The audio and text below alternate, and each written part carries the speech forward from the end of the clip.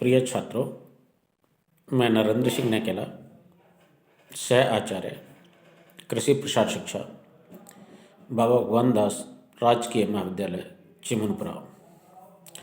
आज हम बीएससी एजी honours part first year के human values and ethics course में चैप्टर नंबर 14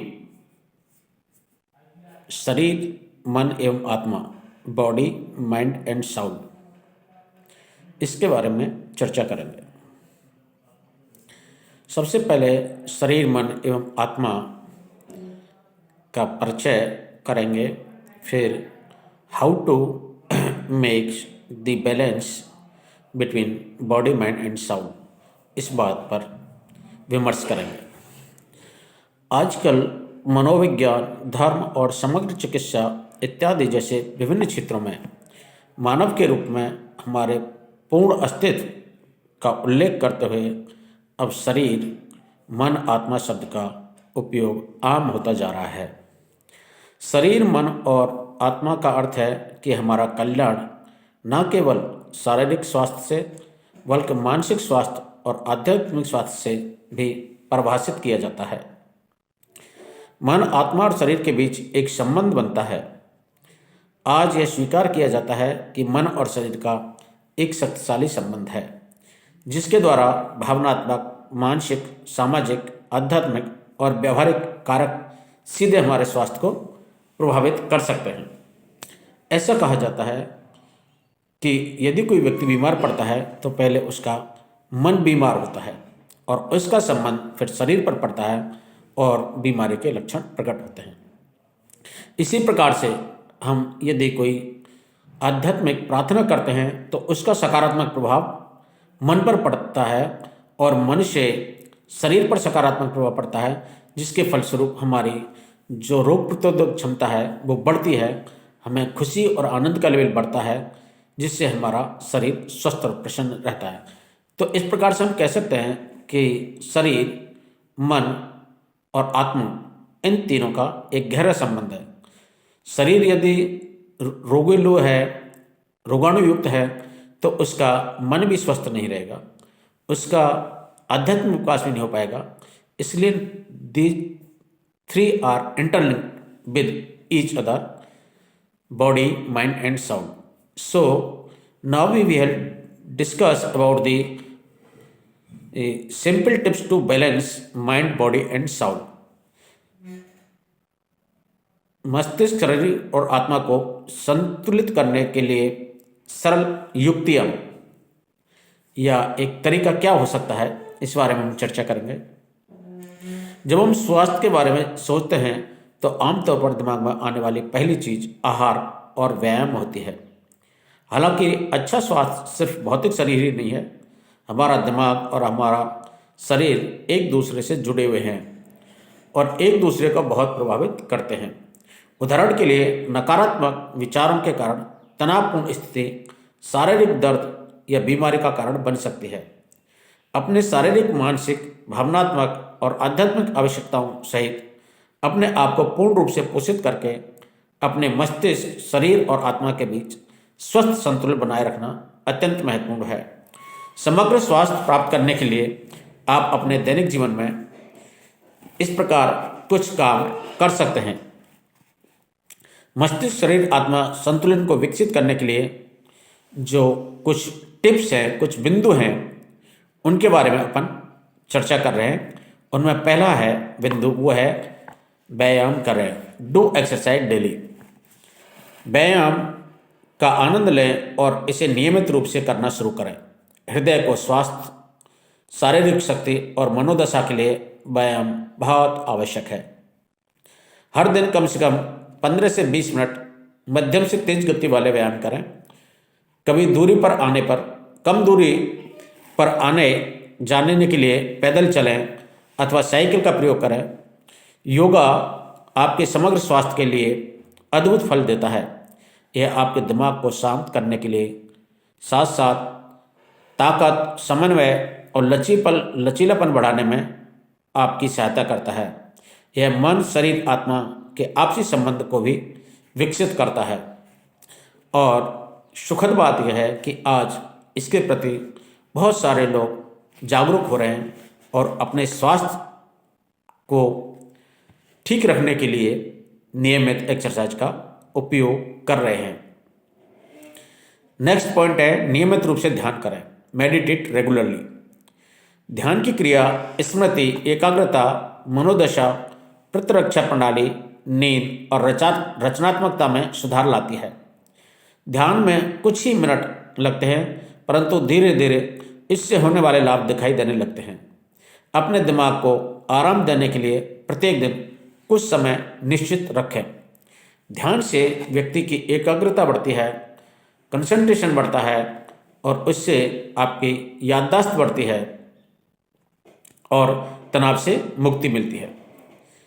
थर्ड पॉइंट है बी ग्रेटफुल, हमेशा आभारी रहें। प्रतिदिन कुछ समय निकालकर उन चीज़ों के बारे में सोचें जिनके लिए आप किसी व्यक्ति या परिस्थिति के आभारी हैं, जैसे कोई दोस्त, परिवार, भोजन, आश्रय, स्वास्थ्य या प्रकृति की सुंदरता आदि। उन सभी लोगों, चीज़ों और परिस्थितियों के बारे में सोचें जो आपको अच्छे लगते हैं, जो आपको स्माइल देते हैं, जिनकी आप सराहना करते हैं और आभारी हैं। कृतज्ञता मन में शांति और सद्भाव लाती है, हमें आराम देती है और चिंता से मुक्त करती है। इसलिए जिस भी व्यक्ति ने आपकी कोई मदद की है, आपका उत्साहवर्धन किया है, आपका सहयोग किया है, आपकी सहायता की है, उसके लिए आभार प्रकट करना सीखें, जिससे अगले वाले को भी अच्छा लगता है और आपको भी सुखद अनुभूति होती है। और सबसे पहले उठ करके ईश्वर का धन्यवाद दें, आभार प्रकट करें कि उनकी कृपा से हमें आज का दिन मिला है और ये दिन अच्छी तरह से गुजरे। नेक्स्ट है फोर्थ वन इज पर्याप्त नींद लें, गेट एनफ स्लीप। नींद आपके शरीर के लिए आवश्यक तथा नई चेतना और ऊर्जा प्रदान करती है। जितनी अच्छी और गहरी नींद आप ले सकेंगे, आप अगले दिन उतना ही बेहतर प्रदर्शन करेंगे। इसलिए कीप साउंड स्लीप, जितनी निद्रा होगी गहरी, उतना ही आपके बॉडी को, मन को, आत्मा को आराम मिलेगा और रिफ्रेश होगी, वो तरोताज़ा होगी, जिससे कि आप कार्य है वो बहुत सकारात्मक ऊर्जा के साथ, सक्रियता के साथ कर पाएंगे। पांचवा पॉइंट है लंबी अवधि तक बैठने से बचें, avoid sitting for long time. यदि संभव हो तो काम करने के दौरान खड़े होने या घूमने का प्रयास करें। बहुत अधिक देर तक बैठे रहना हृदय रोग, मधुमेह और अन्य कई बीमारियों का कारण बन सकता है। इसलिए ऑलवेज कीप इन मोमेंट। आप कुछ समय के लिए जिस काम में बैठे हैं, लेकिन 1 घंटे पश्चात, 1.5 घंटे पश्चात, चाहे 5-10 मिनट के लिए जरूर उठें, टहलें, तो इससे आपका स्वास्थ्य अच्छा रहेगा। छठा पॉइंट है गहराई से सांस लें, ब्रीथ डीपली। जब भी आपको मौका मिले बस रुककर एक गहरी सांस ले सकते हैं। शारीरिक एवं मानसिक स्वास्थ्य पर इसके चमत्कारिक परिणाम होंगे। समय के साथ यह एक नियमित स्वस्थ आदत बन जाएगी। जब भी हम तनाव में हों, जब भी हम क्रोध में हों, तो गहरी गहरी सांसें लें, तो इससे आपके तनाव में भी कमी आएगी, आपका क्रोध भी शांत होगा और ये आपके शरीर, मन और आत्मा पर सकारात्मक प्रभाव डालेगा। जमीन से जुड़े रहें, बी ग्राउंडेड। जितनी बार संभव हो सके अपने नंगे पैर पृथ्वी पर रखें। हमेशा जमीन से जुड़े रहें। जमीन से जुड़ने का तात्पर्य है कि हम जमीन पर बैठें, जमीन पर नंगे पैर चलें, क्योंकि इससे हमारे अंदर चुंबकीय प्रभाव के द्वारा स्वास्थ्य पर अच्छा प्रभाव पड़ता है। सदैव मुस्कुराते रहें, 8 पॉइंट कीप स्माइलिंग।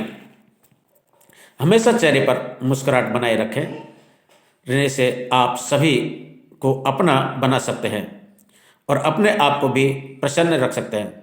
इससे हरदम बहुत अच्छा महसूस करेंगे। कहा जाता है कि smiling and friendship is free, there is no business. यदि हम सदैव मुस्कुराते हैं तो हमें भी अच्छा लगता है और दूसरे लोगों को भी अपना बना सकते हैं, उनको भी अच्छा लगता है, उनके चेहरे पर मुस्कुराहट आती है तो हमें भी अच्छी लगती है। इसलिए एक खुशनुमा वातावरण बना रहना चाहिए। तो इसकी शुरुआत स्वयं से करें कि सदैव कीप स्माइलिंग। 9वां बिंदु है प्रियजनों के साथ अधिक समय बिताएं। Spend more time with loved ones. हमारे व्यस्त जीवन में हमें उन लोगों के लिए समय निकालना होगा जो हमारे लिए सबसे महत्वपूर्ण हैं। ये आपके प्रियजन परिवार के जन हो सकते हैं, रिश्तेदार हो सकते हैं, दोस्त हो सकते हैं, जिनको देख करके आपकी आत्मा प्रसन्न होती है। हम कई कहते हैं आपसे मिलने से आत्मा प्रसन्न हो गई, तो मीन्स जिनको साथ मिलने से, बैठने से, वार्तालाप करने से, गपशप करने से, खाने पीने से आनंद की अनुभूति होती है, सुखद अनुभूति होती है, उनके साथ समय जरूर निकालें ताकि आपको भी अच्छा लगे और दूसरे लोगों को भी अच्छा लगे। नेक्स्ट 10th पॉइंट है एक सार्थक कर्म पथ खोजें। Find the meaningful career path. अपने सपनों का पीछा करें, धन के पीछे नहीं भागें। अक्सर पढ़ते रहें और जानकारी बढ़ाएं। एक बार स्कूल के बाहर होने के बाद आपको शिक्षा बंद नहीं होनी चाहिए। अपने दिमाग को नई संभावनाओं, विश्वासों और हितों को पढ़ने, ऑनलाइन कक्षाएं लेने, वृत्त चित्र देखने और कार्यशालाओं में भाग लेने के लिए खोलें। कहने का तात्पर्य है कि हमेशा अपने उद्देश्य को सामने रखें, अपने सपनों को सामने रखें और उनका पूरा करने के लिए निरंतर प्रयासरत रहें। नेक्स्ट, अपने जुनून को जीवित रखें। 11th point, live your passion. जो भी गतिविधि आपको पसंद हो उसे ज़्यादा से ज़्यादा करें।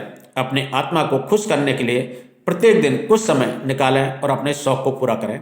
ये शौक़ आपका खेलने का हो सकता है, संगीत सुनने का हो सकता है, सोशल सर्विस का हो सकता है, गार्डनिंग का हो सकता है, जो भी आपका शौक़, पेंटिंग का हो सकता है, नाचने का हो सकता है, गाने का हो सकता है। तो जो भी आपका एक पैशन है, जुनून है, उसके लिए अवश्य समय दें ताकि आपका मन खुश रहेगा, आपका स्वास्थ्य ठीक रहेगा और आपकी आत्मा प्रसन्न रहेगी। नेक्स्ट है बाहर अधिक समय बिताएं। रिमेन आउटडोर मोर। खुली हवा में प्रकृति के बीच रहने पर स्वास्थ्य पर बहुत अच्छा प्रभाव पड़ता है। लंबी पैदल यात्रा, नौकायन, पिकनिक, आउटडोर खेल आदि के लिए जाएं और प्रकृति का आनंद लें।